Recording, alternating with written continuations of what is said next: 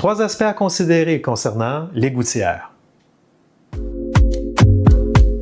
Premièrement, l'eau qui pourrait déverser ou s'infiltrer derrière les gouttières. Soit que votre gouttière a subi des pressions par un arbre, une surcharge par la glace, des fixations qui sont lâches. À ce moment-là, l'eau qui pourrait s'écouler derrière pourrait entrer dans le débord de toit, dans le soffit, même dans votre enveloppe de votre immeuble.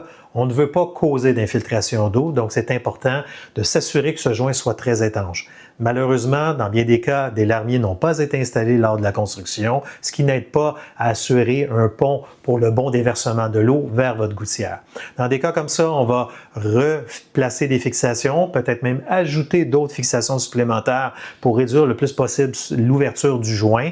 Et dans certains cas, on va même ajouter un trait de calfeutrage pour faire le pont entre le joint de débord de toit pour s'assurer que l'eau puisse vraiment atteindre votre gouttière.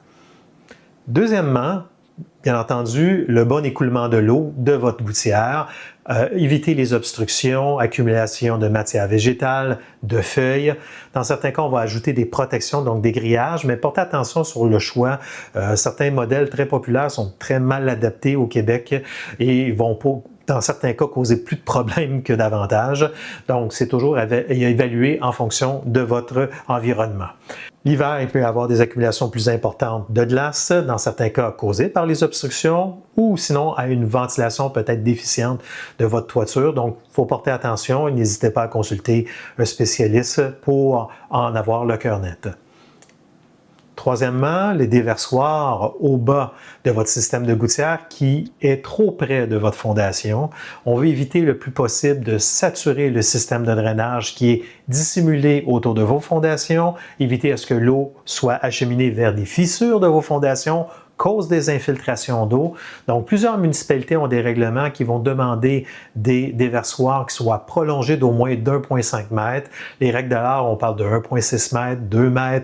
Peu importe la distance, l'idée c'est de canaliser l'eau et de l'éloigner de votre propriété.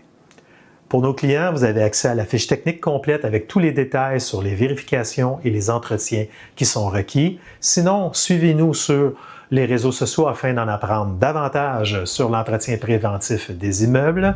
Je m'appelle Patrick Gautreau, je suis président et directeur technique de Nivoex et on se voit dans une prochaine capsule.